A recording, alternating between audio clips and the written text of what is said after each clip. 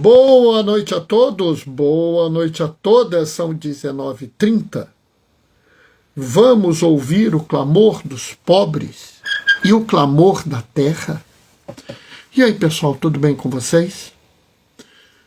Esses últimos dias eu tenho estado muito ocupado com diversas coisas, com diversas questões, né? E por isso as lives têm sido muito irregulares. Acredito que a partir de hoje as lives tornem-se mais regulares. Mesmo assim, ainda devemos ter algumas alterações no fim de janeiro, no fim de novembro desse mês, porque a paróquia que eu sempre vivi e trabalhei.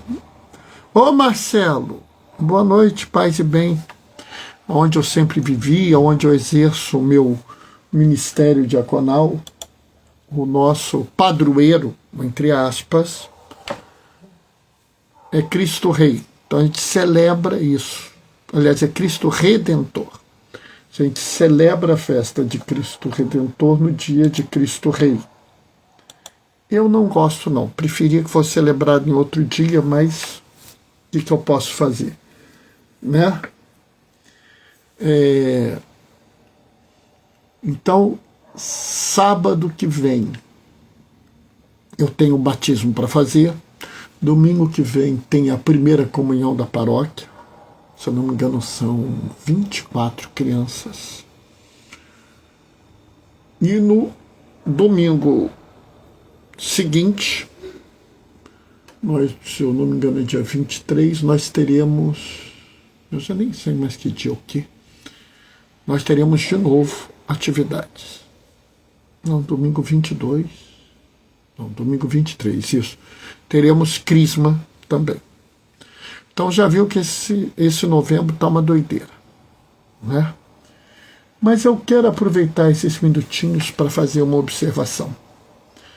Durante o ano, né, eu tenho chamado vocês com o cumprimento. Vamos ouvir o clamor da terra e o clamor dos pobres. E algumas pessoas me questionaram sobre esse termo, porque eles não entendem, eles não leram a Laudato Si, eles não leram a Laudato Deum, ou eles estão cegos por alguma ideologia contrária ao Evangelho. Mas o fato é que essas pessoas, oi Gracinha, acharam ruim várias vezes esse chamamento. E ontem, mais uma vez nós vimos como esse chamamento é necessário. Uma cidade, o Paraná, foi atingido por um vento extremo. E uma cidade foi vítima de um tornado. Misericórdia! Quando vocês ouviram falar de um tornado no Brasil? A cidade foi destruída. E quem mais sofre? Os pobres da cidade. Quando nós dizemos que queremos ouvir o clamor dos pobres e o clamor da terra, nós não estamos de gozação. Eu não estou fazendo jardinagem, não. Eu não estou preocupado com o jardinzinho que tem na frente das pessoas, da casa das pessoas. Oi, Marli. Eu estou preocupado com isso. Entendam bem. O Rio de Janeiro, ontem e hoje, esteve à beira de um ciclone extratropical. Olha, eu acompanho o tempo há muito, desde garoto. Houve uma época que se dizia que era impossível um ciclone nos trópicos. E agora nós estamos ouvindo de ciclone toda hora. E agora um tornado que destruiu uma cidade. As cidades do Brasil não estão preparadas para tornados. Se isso virar uma coisa comum, nós teremos muitas mortes.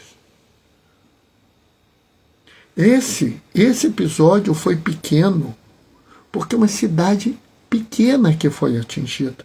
Por isso foram poucas mortes. Mas se nós tivermos um tornado numa cidade de médio porte, de 50, 60 mil habitantes, nós vamos ter aí 100, 200 mortes. Se nós tivermos um tornado numa das grandes cidades do Brasil, podem se preparar para ouvir falar em 10, 15 mil mortos. É necessário que nós coloquemos a mão nas nossas consciências. É necessário que a gente diga: existe uma mudança climática que está levando a uma grave crise, que não é uma questão apenas de falar de plantinhas. É uma questão de cuidar da vida. Se você realmente defende a vida, você tem que defender a terra. Se você não defender a terra, você não defende a vida. Por isso, um Papa pediu a conversão ecológica para evitar a catástrofe global. Hã? Leão XIV? Não, você se enganou. Eu estou citando o Papa São João Paulo II. Por isso, o outro Papa disse que o progresso desordenado está levando a ameaça contra toda a natureza. E isso pode ter graves consequências. Hã? Francisco? Não. Papa Paulo VI na Populorum Progresso. Não é de hoje que a igreja avisa isso.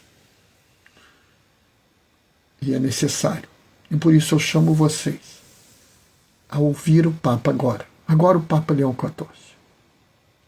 É necessário que todos nós façamos urgentemente uma conversão ecológica. E eu chamo vocês a isso. Bom, está na hora. Vamos começar. O Senhor esteja convosco. Ele está no meio de nós. Proclamação do Evangelho de Jesus Cristo, segundo João. Estava próxima a Páscoa dos judeus, e Jesus subiu a Jerusalém. No templo encontrou vendedores de bois, ovelhas e pombas, e cambistas que estavam aí sentados. Fez então um chicote de cordas e expulsou todos do templo, junto com as ovelhas e os bois, espalhando as moedas e derrubando as mesas do cambista. E disse aos que vendiam pombas: tirai isso daqui. Não fazei da casa do meu pai uma casa de comércio. Seus discípulos se lembraram mais tarde da escritura que diz: o zelo por tua casa me consumirá.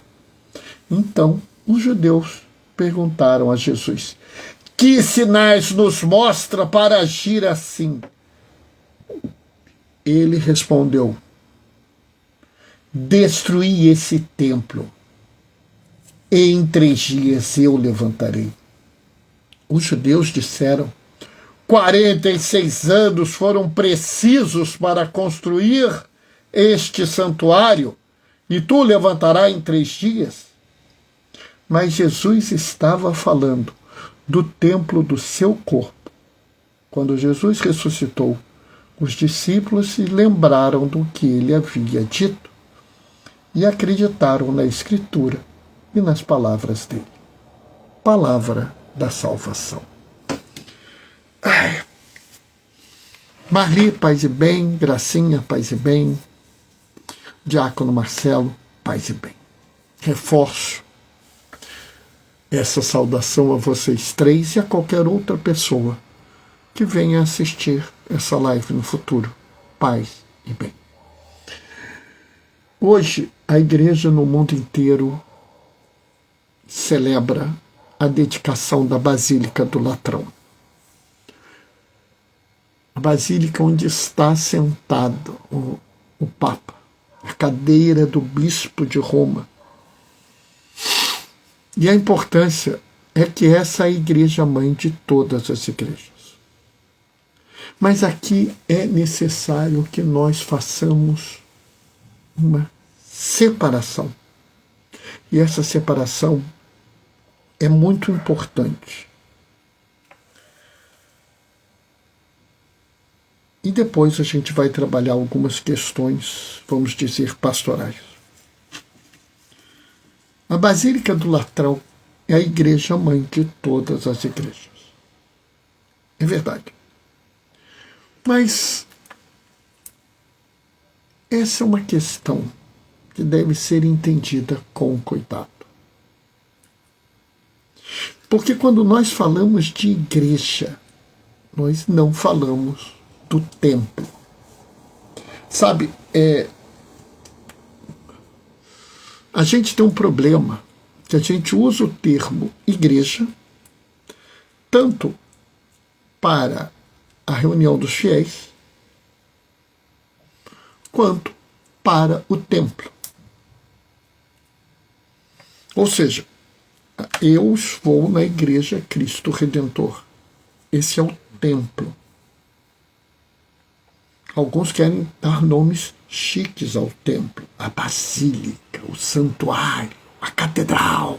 Mas é um templo.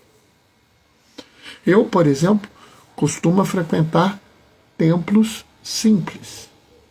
As capelas. Hoje eu estive numa capela, amanhã eu vou fazer a celebração da palavra numa capela. Eu deixo de estar na igreja? Não. Porque a igreja não é o templo.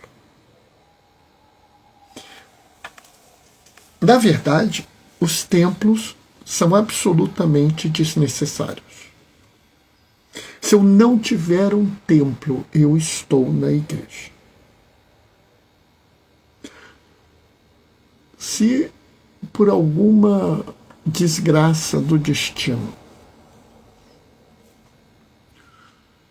a capela onde eu costumo a servir num sábado, num domingo, for destruída, a capela que eu costumo ir num sábado for destruída,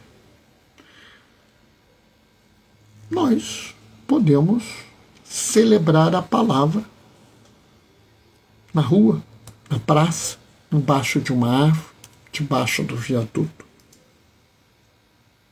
no descampado, e nós celebraremos a palavra. Se a igreja, todos os templos do mundo forem destruídos, a igreja persiste. Então, há necessidade da gente entender que a igreja é muito mais que um templo. E quando eu digo que a igreja de Latrão é a igreja mãe de todas as igrejas, eu estou chamando as pessoas a uma unidade, né? Adônia, boa noite, Adônia, paz e bem. Acho que é minha amiga Adônia. Está difícil de ver, mas acho que é ela sim. Ou seja, eu estou chamando a uma unidade que não é baseada numa instituição, mas num princípio. E esse princípio ficou muito claro para mim a partir da primeira leitura. Na primeira leitura,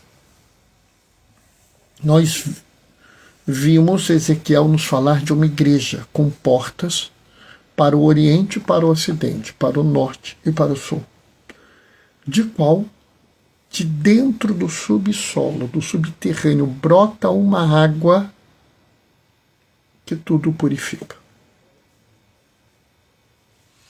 E quando eu ouvi isso, eu me lembrei da água do batismo. E no batismo, no início da celebração, nós fazemos 3 perguntas. Perguntamos aos pais das crianças: vocês querem educar essas crianças na fé? Depois perguntamos aos padrinhos e madrinhas: vocês querem ajudar os pais e as mães nesta missão? E por fim nós perguntamos a todos aqui presentes: e todos vós aqui presentes, quereis ser uma comunidade de fé e de amor para essas crianças? E aí, eu sempre achei que essa abração, paz e bens, é a Dônia querida, oh, que bom te ver aqui, a Dônia. Que essa é uma definição extremamente simples e absolutamente perfeita do que é a igreja. A igreja é uma comunidade de fé e de amor. Essas são as 2 notas da igreja. A igreja pode não ter templos, mas ela tem que ter fé e amor. Isso é o que permitiu que a igreja sobrevivesse durante os 3 primeiros séculos, quando ela foi perseguida por tudo e por todos. Quando a igreja foi perseguida pelos judeus, pelos gregos e pelos romanos. Quando a igreja chegava em qualquer país, em qualquer cidade, em qualquer canto, ela era perseguida, porque ela era incômoda, mas ela persistia. Às vezes até no subsolo, nas catacumbas, porque o romano não entrava em catacumba. Nas necrópolis, porque os gregos não entravam nas necrópolis. Necrópolis é o que a gente chama de cemitério hoje em dia, tá? E a igreja persistia. E quando, por fim, cessou a perseguição, os templos foram erguidos. Mas os templos foram erguidos depois. Os templos não são essenciais para que exista a igreja. O que é essencial para que exista a igreja é Jesus. É o Deus vivo e encarnado. É o mesmo Deus que falou a Moisés dizendo: eu vi o sofrimento do meu povo. Eu ouvi o seu clamor. Eu desci para libertá-lo. É este Deus que socorreu os judeus. Era melhor falar hebreus no Egito. Esse Deus que veio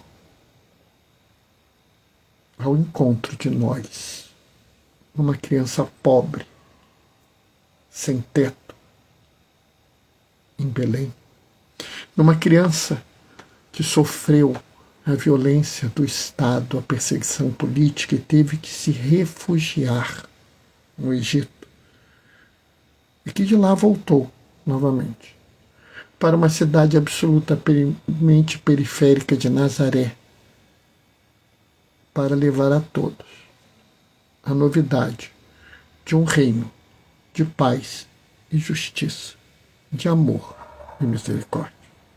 Um reino tão revolucionário, tão subversivo, que era absolutamente inaceitável. E que foi rechaçado. E que será rechaçado hoje e sempre. Por quê? Porque o que ele prega é algo que muitos não querem. Mas esse reino, esse templo celeste, não é feito de pedras e tijolos. Não são pecinhas regulares, perfeitas, de arestas retas, que uma encaixa na outra. Não. Este templo, este grande templo celeste, essa igreja que peregrina no mundo, é feita de pedras vivas e imperfeitas, porque as pedras somos nós. pecadores, imperfeitos, limitados, fracos, cheios de faltas e misérias. Mas as pedras imperfeitas podem se juntar de alguma forma. E se tiver uma argamassa boa, elas formam uma parede. Elas precisam de um bom alicerce e, como Paulo fala na segunda leitura, nosso alicerce é Jesus. E que se não ponha nenhum outro alicerce, a não ser esse na igreja. Mas há pessoas que querem outros, mas nós não. Nós vamos conseguir seguindo com esse. Bernardo, tudo bem, nós somos a pedra. Quem é a argamassa? O nosso alicerce é a fé em Jesus. As pedras somos nós. O alicerce é o amor. O que torna a igreja unida é o amor. E todos aqueles que pregam alguma coisa que não seja o amor, como a exclusão, o ódio, a raiva, querem derrubar essas paredes. Mas eu tenho certeza que é fácil derrubar uma parede de pedras. Não é fácil derrubar uma parede de pessoas.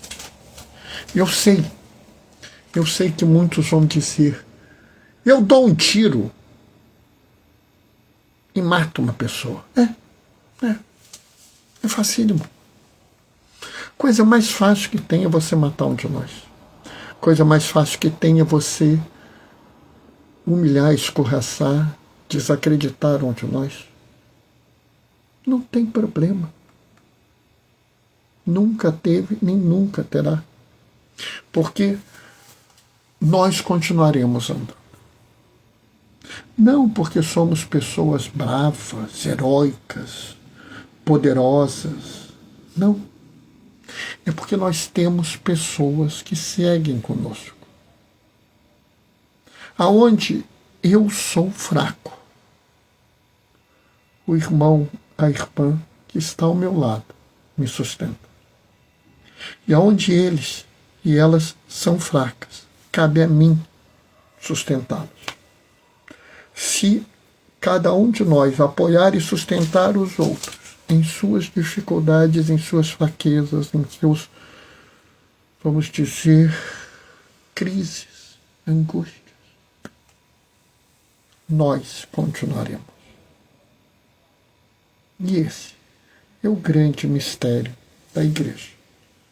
Que unida sim, a igreja de Latrão se levanta hoje, porque segue com o Papa. Hoje é Leão, ontem foi Francisco, amanhã eu não sei qual será, não me preocupo, seguiremos com ele, para seguirmos com Pedro, com Jesus. Mas dentro dessa visão, o Evangelho é desesperador. Sabe, pessoal, esse Evangelho, tantas vezes narrado, tantas vezes lido, e sinceramente tão pouco entendido, tão pouco vivenciado, como nós deveríamos pensar esse Evangelho com outro olhar, com outra visão, com uma forma a mais. Só que nem sempre a gente faz isso. Provavelmente porque é mais cômodo. Porque se você ler esse Evangelho com, vamos dizer, a dureza que você precisa ler, você será questionado, você será questionada. E eu digo, até me corrijo, nós seremos questionados. Eu, refletindo esse evangelho na sexta-feira, eu questionei o círculo bíblico. E eu me questionei. Impressionante. Vamos entender. Subir a Jerusalém na festa da Páscoa era algo que qualquer judeu faria. E até os prosélitos, aqueles que se converteram ao judaísmo, fariam também. Mas Jesus ficou muito triste naquele dia. Por quê? Porque ele viu que a religião havia se transformado na religião do templo, na religião do sacrifício. Isso é o oposto do que ele quer. Sabe, a religião do templo é uma religião que o exclui. Paulo fala que Jesus derrubou o muro da inimizade. Sabe por que ele derrubou o muro da inimizade? Porque o templo era cercado por um muro que tinha inscrições em 4 línguas, para garantir que as pessoas entenderiam o que estava escrito ali. E o que estava escrito ali era que só os judeus podiam atravessar aquele muro. Dali em diante, você não poderia entrar. Havia até um lugar onde o comércio era permitido, onde as pessoas podiam ainda estar, mas não era o templo. O lugar era chamado o Pátio dos Gentios. Mas do Pátio dos Gentios, para entrar no templo, o muro dizia: daqui você não passa, porque você não é judeu. Você não é o povo escolhido. Não passa. Ai, Bernardo, que coisa horrorosa. Cuidado, cuidado, alecrim dourado, cuidado. Você não está erguendo esses muros? Será que você, ou a paróquia que você vive, ou a comunidade de fé que você vive, não ergueu um muro aonde determinadas pessoas não são bem-vindas? Quantos eu conheço que dizem: ah, não, fulano é estrangeiro, é imigrante, não pode entrar. Bispos nos Estados Unidos liberaram os seus fiéis da obrigação da missa no domingo, porque o serviço de imigração está invadindo as missas para prender supostos imigrantes não documentados ou ilegais. Recentemente, um bispo jesuíta foi a um centro de detenção levar a comunhão aos que lá estavam detidos. Refugiados e imigrantes detidos. Por serem refugiados e imigrantes, como Jesus, Maria e José o foram, deveriam receber a comunhão, mas não foi permitido. Será que na sua comunidade de fé, se um mendigo entrar na igreja, ele será acolhido? Será? Se o mendigo entrar lá na igreja, no dia da festa do seu padroeiro, for ali para em frente ao presbitério, se ajoelhar diante do altar, será que ele vai ser acolhido? Em alguns locais, os seguranças não deixam nem ele penetrar na igreja, ou se ele começa a se aproximar, eles retiram ele. Em outras igrejas, provavelmente, vai ter alguém querendo dar um dinheirinho para essa pessoa carente. Como se o motivo que essa pessoa estivesse lá fosse angariar algum fundo. Mas ela pode estar querendo apenas rezar. E olha, eu quero dizer que se o único motivo que um miserável entra na igreja é para conseguir algum dinheiro, ele está absolutamente certo. A posição dele é totalmente legítima. E é um escândalo para nós. O mendigo que entra na igreja para pedir um dinheiro e não é absolutamente bem recebido é escândalo para toda a igreja. Deveria ser motivo de vergonha. Deveríamos derramar cinzas em nossas cabeças e pedir piedade ao Senhor por não acolher esse irmão, essa irmã, imediatamente. Não só lhe dando dinheiro, como lhe dando comida, um bom banho, roupa e talvez mais alguma coisa. Bernardo, isso é muito difícil, concordo. Não estou dizendo que é fácil, mas é necessário. Esse é o nosso compromisso. Então havia ali o muro da exclusão. Mas não bastava. Não bastava. O dinheiro das pessoas era um dinheiro impuro, não podia entrar no templo. Por isso havia cambistas que trocavam dinheiro.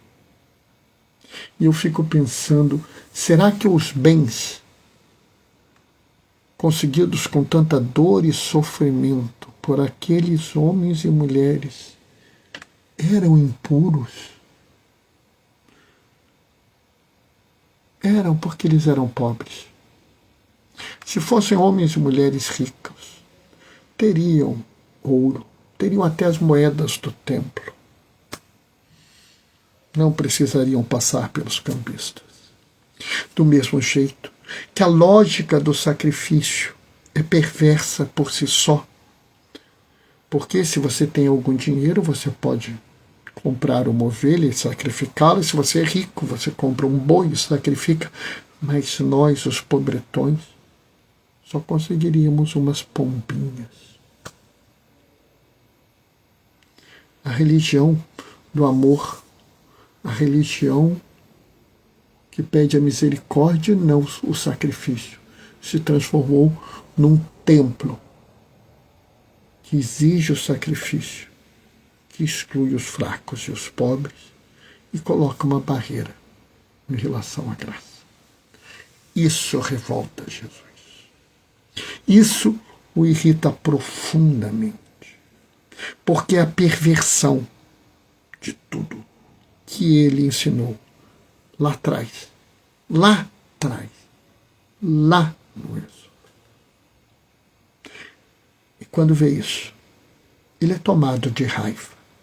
Bernardo, ele é Deus, ele é homem, e como homem ele é tomado de raiva. Como homem, ele sente o seu sangue ferver e pega do chicote. Vira a mesa, esparrama as moedas. Mas ele não chicoteia as pessoas.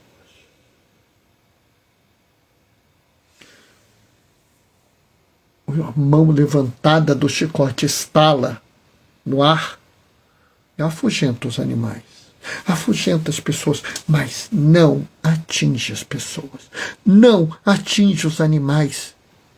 Mesmo que o zelo pela casa do Senhor o consuma, o amor às pessoas segura a mão da violência.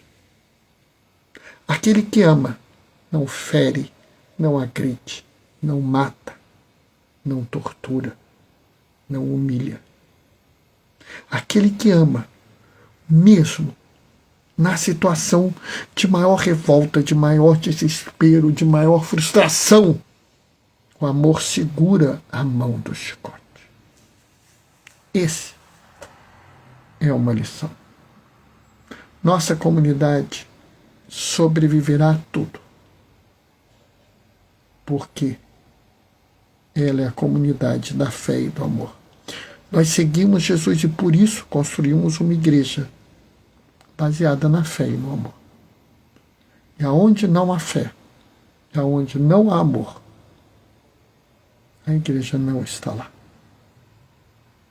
E aí, cabe a nós irmos até lá para levar a fé, o amor, o carinho, a misericórdia, a inclusão a essas pessoas.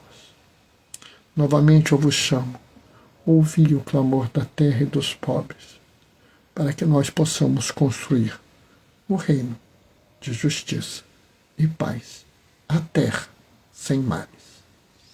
Amém? Nossa Senhora, 8h06. Meu Deus do céu, falei mais que não sei o que hoje. Bom, essa foi, então eu fiz uma reflexão dessa no Círculo Bíblico, mas ali não vale porque foi em conjunto. Eu fiz sábado às 18 horas, domingo às 10 horas, e fiz agora. E mandei a homilia. São 4 reflexões sobre o mesmo texto, mais ou menos a mesma coisa, só que elas não são iguais. Interessante, né? Bom, amanhã eu vou fazer a live. Né? Farei a live da casa da minha irmã Celina. Por quê? Porque terça-feira meu pai e minha mãe vão lá para a Cúpula dos Povos, que ocorre junto com a COP30. Minha irmã Letícia, meu cunhado Carlinhos, já estão lá. E como papai e mamãe vão para lá, a gente resolveu fazer um jantarzinho, porque a gente vai ficar um tempo sem ver eles. Né? Então vou fazer a live amanhã, lá da casa da minha irmã, mas farei, tá? O ambiente vai ser diferente, mas nós vamos fazer, tá? Terça-feira tem live, quarta-feira tem live, quinta-feira tem live. Sexta não tem. Por quê? Porque é o Círculo Bíblico. Sábado ou domingo tem live. Que dia eu não sei ainda, tá? Bom, vou me despedir, deixando a minha bênção. O Senhor esteja convosco, Ele está no meio de nós. Hoje e sempre, desça e permaneça a bênção do Deus Todo-Poderoso no amor, aquele que é Pai, Filho e Espírito Santo. Amanhã a gente se vê. Até lá. Beijos e bênçãos. Tchau, tchau, pessoal.